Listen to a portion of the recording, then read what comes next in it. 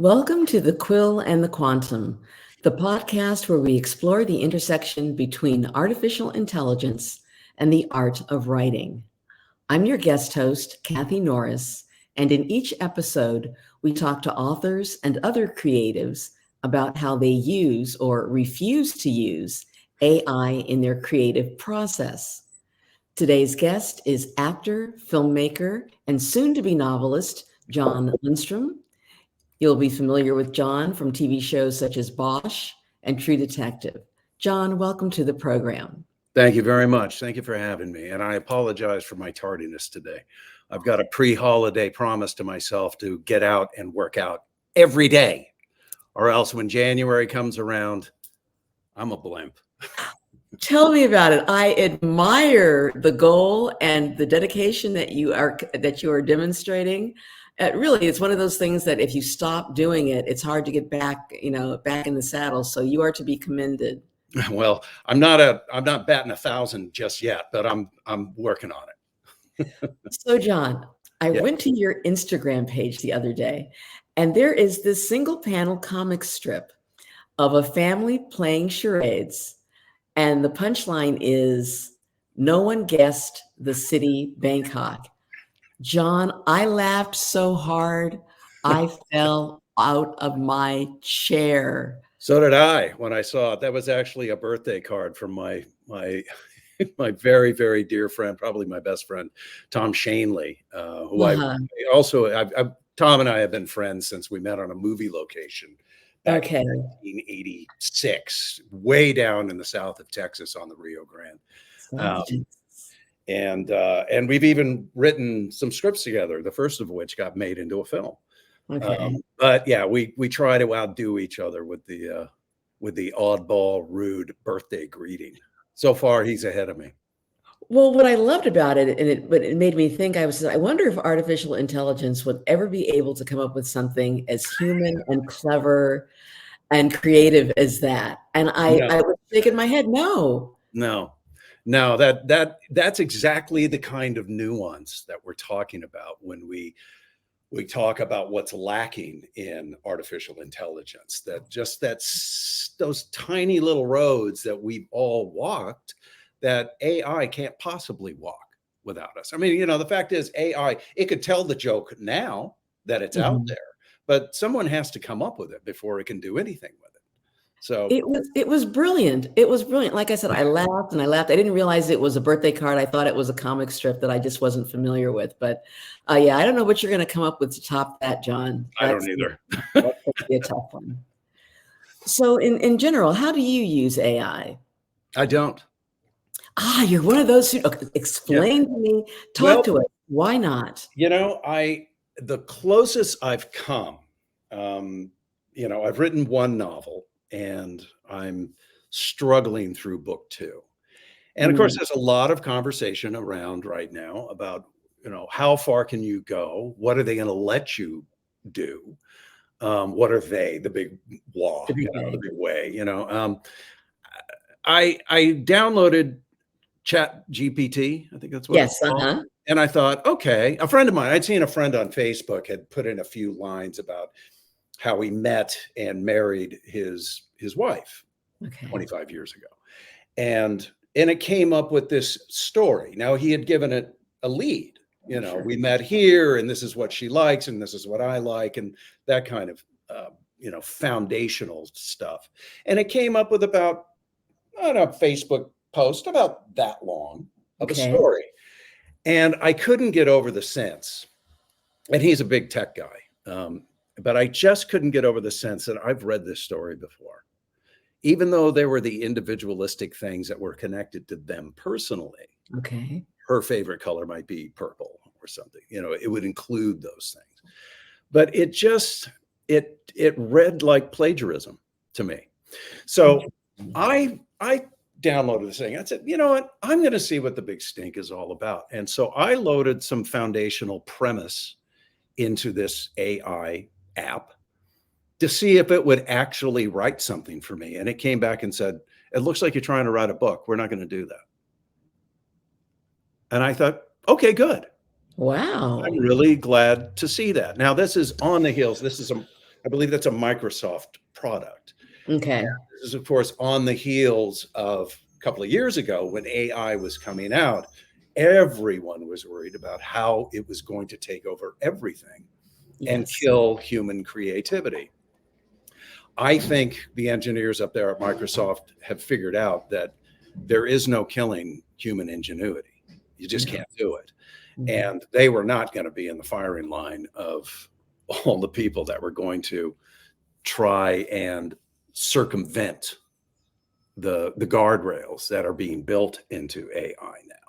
So I think we're at a point where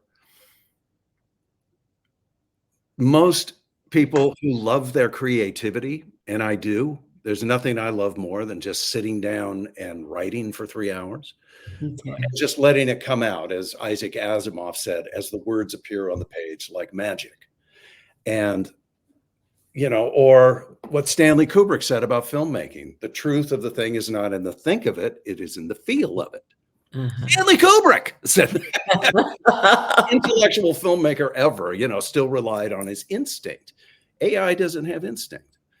So I think we're kind of at a crossroads of humanity. There will be people who are morally bankrupt who will try to get away with it. And that's what the last 6 months of strikes in Hollywood have been all about, to try and keep those people at bay. Some will get through. That's just the way it is. But I think humanity will win out on this one. Even once AI becomes self-aware and we're suddenly in James Cameron Terminator territory, I think we'll still come out ahead. I love what you said about instinct, that AI lacks instinct. I was looking for the word to describe what was missing, and I think that's it in the creative process. There's so many variables that are random that come together in a project, whether it's something that you're writing or a film or on screen.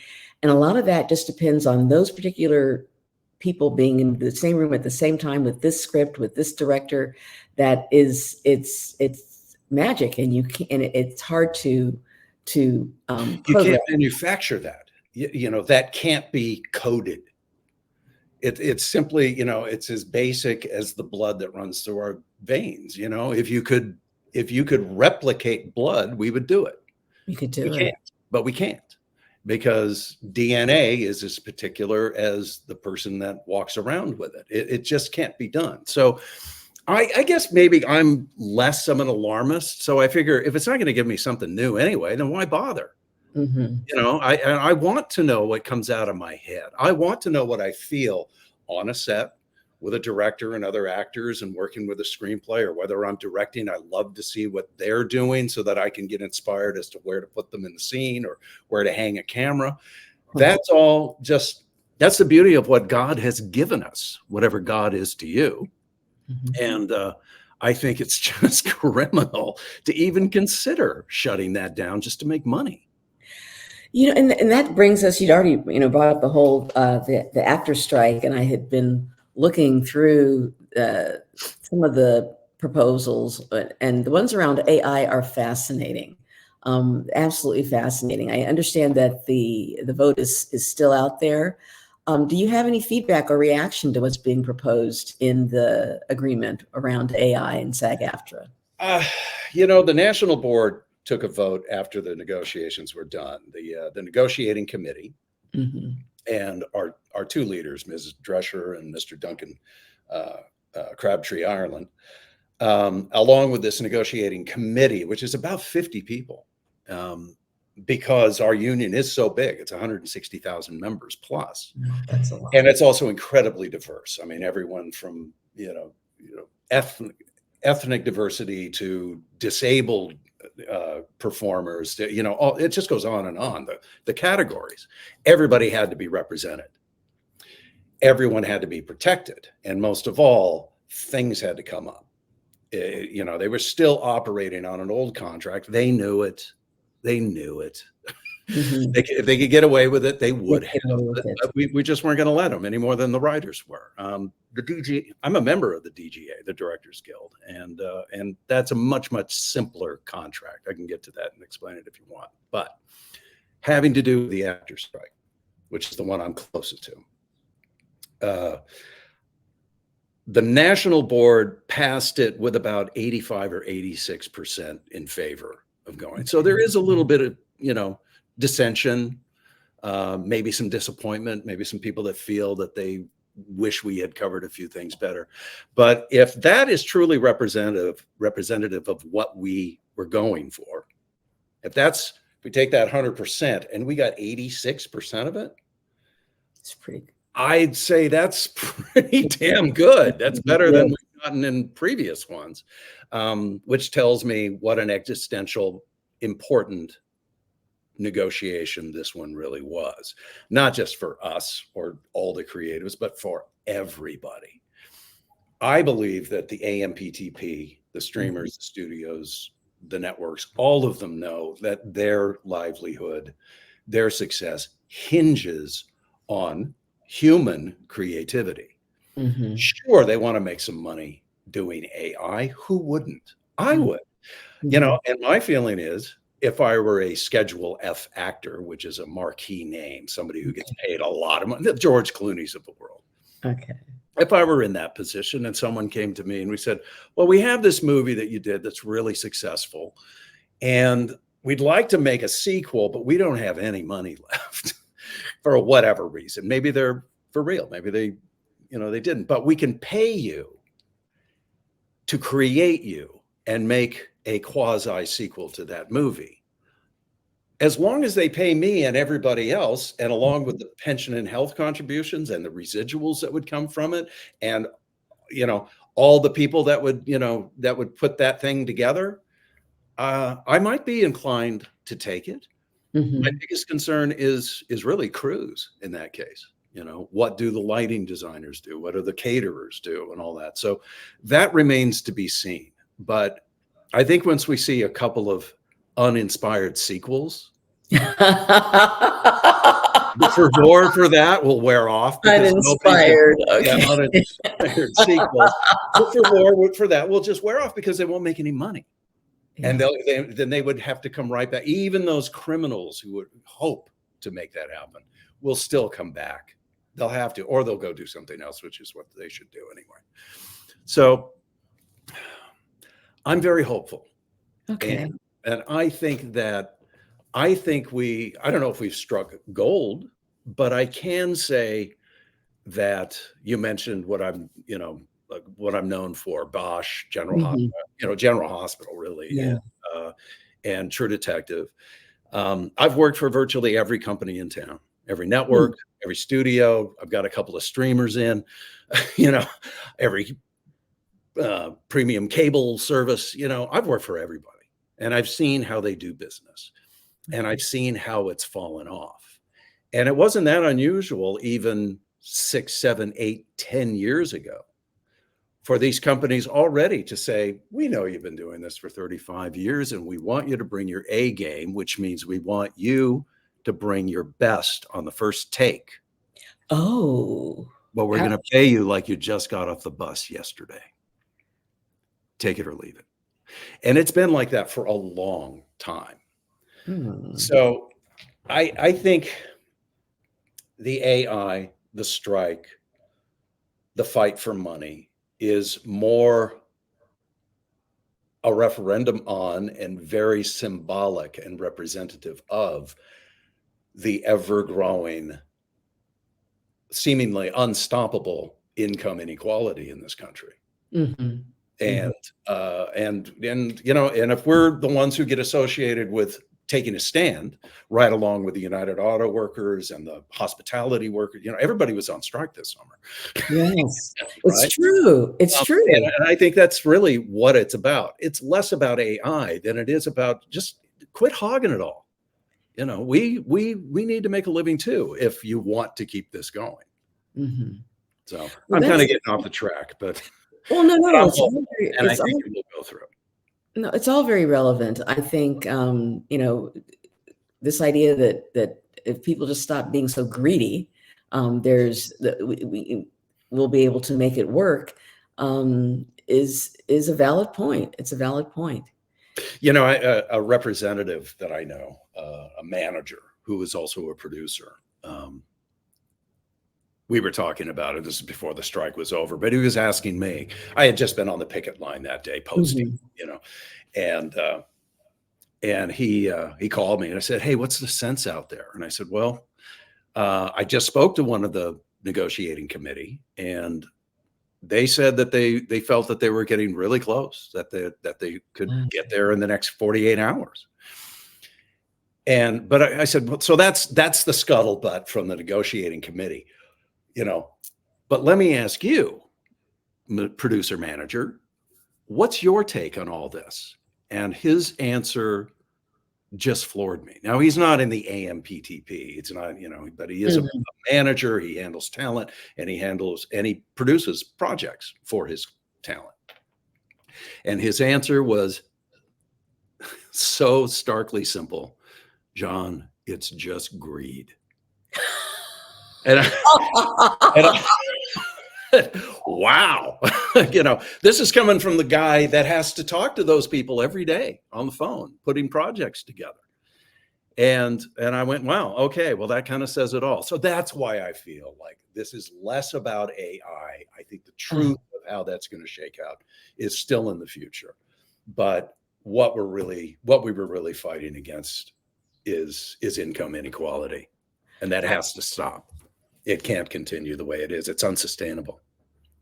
Well, Jon, thank you so much for putting this into a larger perspective, that it's not merely about AI, but much bigger issues. And that resonates. That makes a lot of sense to me. Oh, good. Thank you. I didn't ramble too much then. Thank you.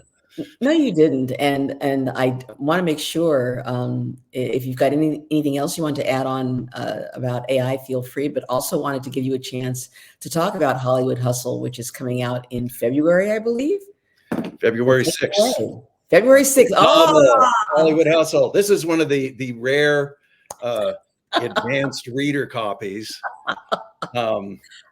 Yeah, Jon, if it were a newborn baby, you couldn't have cradled it more tenderly. Like this all the time. Okay, there you go. You go. You know, I've got all these wonderful, you know, the stuff on the back, and it's just, I mean, getting this. I didn't know this was coming. I got a box of about 7 of them, and I was here. I think I was writing and struggling with book 2, and and I hear this thud out in the front, and I walk out, and the dog barks, you know, and I go out there, and there's this box. I open it up, and there's a stack of these, and I was just, I teared up. Of course you did. It was all misty. You know, it's the most wonderful feeling, and one that I never thought I would experience. You know, and bravo! It's coming out in hardback in February. Well, that is wonderful. I think this is Authors on the Air, and you have revealed your true soul as an author. I mean, you've got actor and filmmaker up there, but you've got the soul of a poet and an author. If you're reacting that way to giving, wouldn't go as far as poet, but hey, I was trying to say nice things, you know. Yeah, and you're doing beautiful. We can tell stories. That's the important thing, right? Well, Jon, this has been delightful. Is there anything else that you would like to add? Well, Hollywood Hustle comes out on February 6th.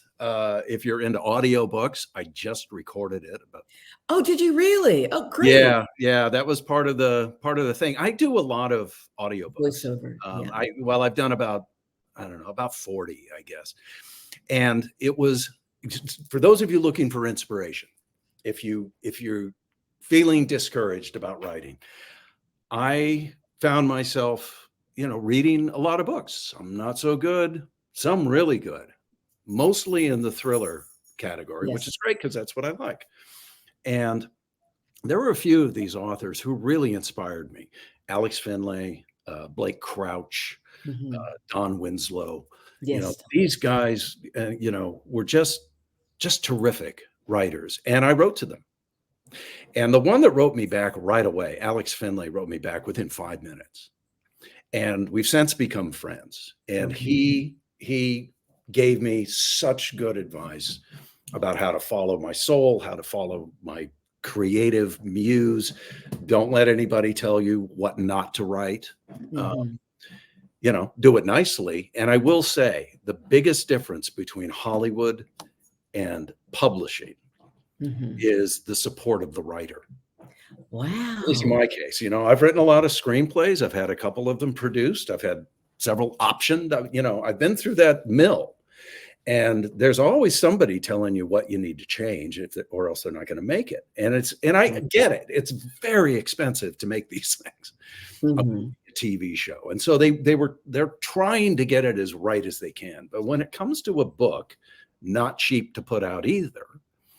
But I have never experienced anything but, it's just an idea, Jon, just a thought. Okay. Have you considered maybe, maybe you could lose this character, or maybe you could, and it's fine. And they always say it's fine if you don't want to. Okay. And I said, wow, if you're going to ask me that nicely. I was saying, okay. You too, Okay. So listen to the people who know what they're doing, but follow your heart at the same time. Well, the true words to live by, as it were. Thank you, Jon. This has been a lot of fun. This has been my pleasure. Thank you so much, Kathy. You take care. I'll be reading that book when it comes out. Thank you. I hope you enjoy it.